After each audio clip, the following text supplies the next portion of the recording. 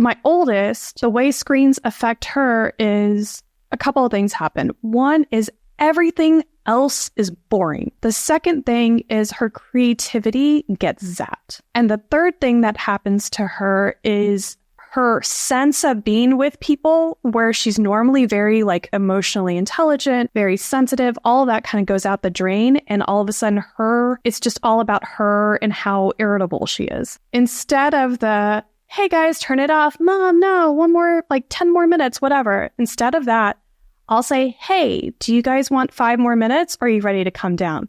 Hi there. My name is Kruti Kanogia. I run HealthyGamer with my husband, Alok. You might know him as Dr. K. We are parents of 2 kids ourselves who love video games, all things screen time, really. And we've dealt with our fair share of screen time meltdowns.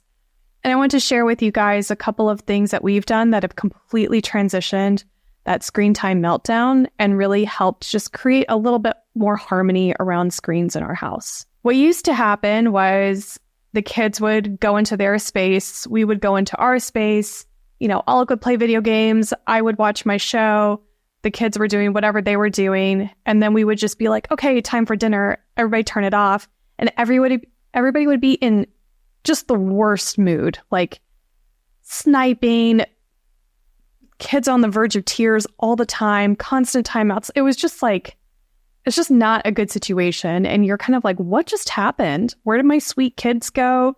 Who is this person? Who am I right now? It's not great. We did like 3 real things that I want to share with you. The first big corrective thing, and I think maybe the most transformative thing, was we forced naps.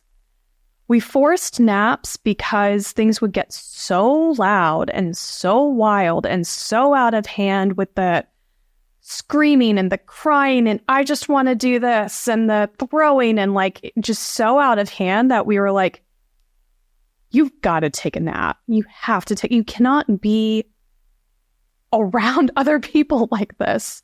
But how many timeouts can you put your kid in before you're like, okay, maybe timeouts isn't the solution here. What we noticed was a level of overtiredness where normally, like let's say the devices didn't exist, she would have probably fallen asleep. But because there is a device, and I think this happens to all of us, where it's like, I should really sleep, but you just kind of stay on your phone or on the Netflix or whatever. That's what was happening to her. So we forced a nap. If you are acting like this, you have to nap. And of course, that didn't work like the first 45 times we tried it.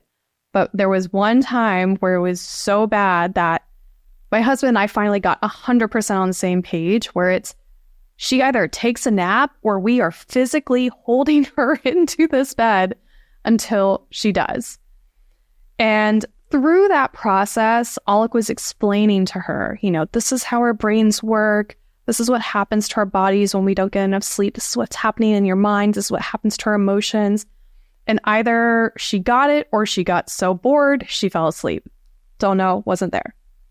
But I was there when she woke up and she was in such a good mood, so happy, and like so kind of bewildered by the contrast of like, wow, I really feel so much better now. And the important thing here was it wasn't shame. It wasn't like, do you see how you acted? How that was so terrible? It was, I feel better. How do you feel better? I feel happy. I wasn't happy before. Things like that, where you're kind of letting your kid reflect and you've got to like parents, when your kids are going through this, just let them talk. And what was kind of the most amazing part of this when she was reflecting is she decided that she would rather not have screen time in the morning, because she knew that after screen time, she would get cranky. And if she gets cranky like that, she has to take a nap. And I don't want to have to take a nap to feel good. She decided on her own, 8 years old, she would rather not have screen time in the morning, be in a good mood, save it for later in the day. So the takeaway here is we had to force a consequence that corrected the behavior, like physically, right? And I know this is taboo. We don't like touch our kid, whatever, but like it's what we had to do. We had to kind of hold her down in that bed and force the consequence, not a punishment, a consequence, right? Like when you are like this, you can't be around your sister. You can't be like, you've got to kind of go to sleep now. Your body needs you to sleep. So a really key part is educating her on what was going on in her own head, making her aware of her own emotional state really gently, and then sticking to the enforcement. Not a punishment, a consequence. Amazing. The second thing we did that really helped was more individualized strategies.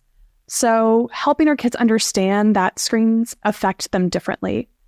My oldest one is creative. She's quick to make friends.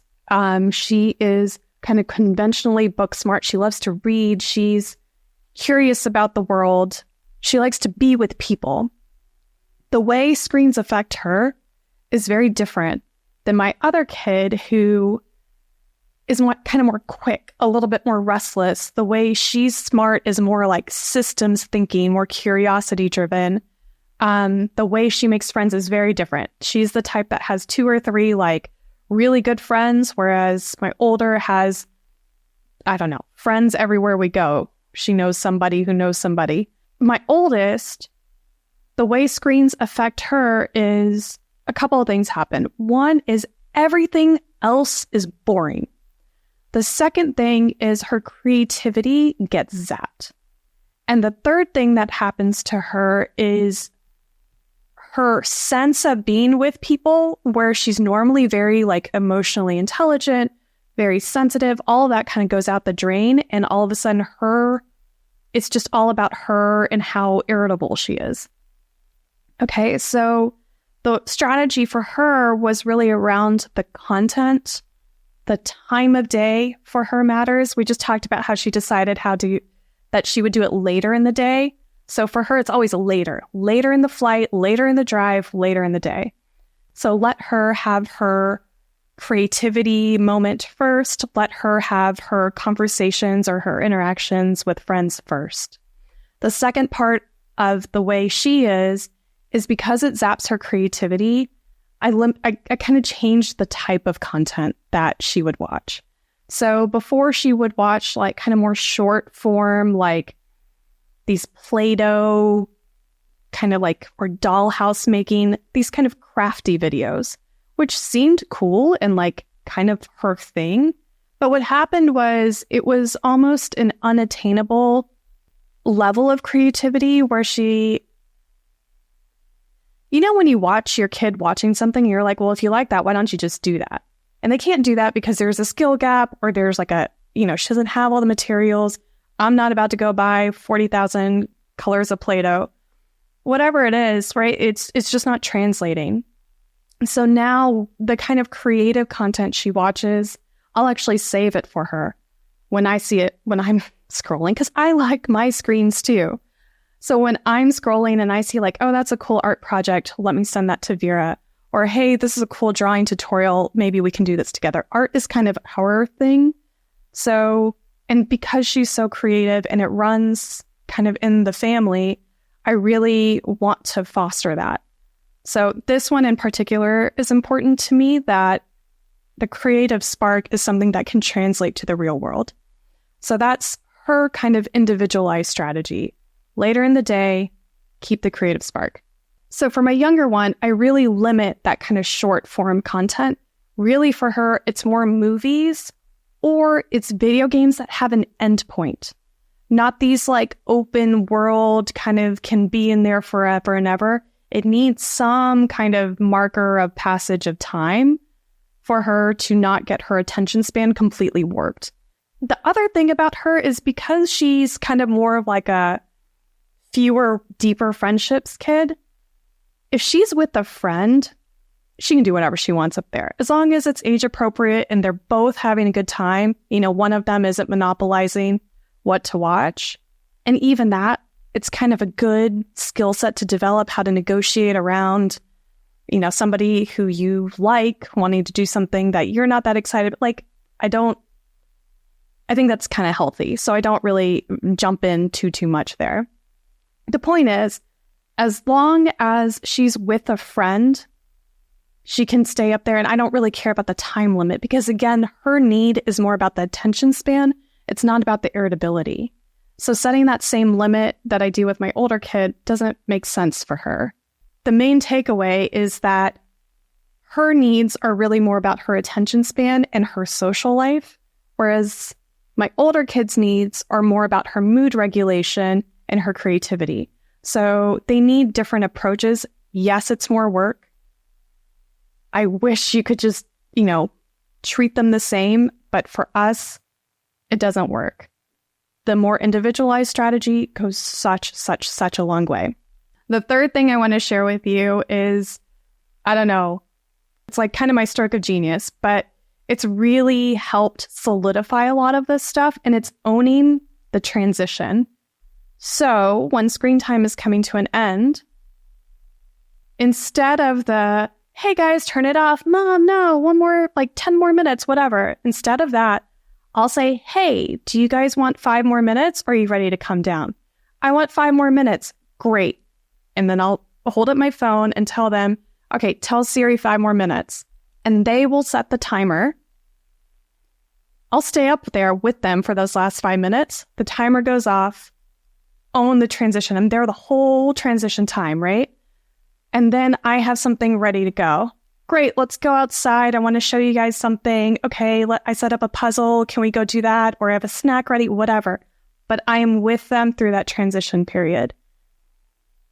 If I am at my computer yelling, 5 minutes is up, go outside. It's not going to happen. Everybody's going to get frustrated. If I'm in the kitchen saying, hey guys, don't you hear that timer? Come down. It's time to come down. No, that's not going to happen. I'm with them. I'm enjoying whatever it is or not enjoying whatever it is that they're doing. The timer goes off. We all get up. Is it a perfectly synchronized, everybody jumps up? No, never. But do people kind of say, okay, turn it off? Yes, absolutely. And owning the transition is really helpful because, again, for my older kid, everything is boring after. So to avoid that, I need to be there. I kind of need to put on a little bit of a show for her. But the good news is, as time goes on, she's able to regulate that a little bit more on her own. And she's also able to say, hey, after this, I want to do this. And that kind of more forward-thinking outlook is really all we're ever going for, right? Instead of screens being the end-all be-all, it's a part of your day. What's next? This stuff is hard to do, especially if you feel like you're correcting a lot of habits. If you feel like you're kind of far gone in that and it's going to be really hard to reset some of this stuff, I would really, really recommend checking out the HealthyGamer parent resources. That's all about alliance building, all of the kind of neuroscience that we were talking about, the kind of how to create emotional, all that stuff. Lots of resources for you on HealthyGamer. Those are 3 things that have really helped me and my household. I hope it's helpful for you. Just a quick recap. The first thing is enforcing consequences, helping your kid understand why those consequences are happening, right? The second one is individualized strategies. And the third one is owning the transition. Thanks so much.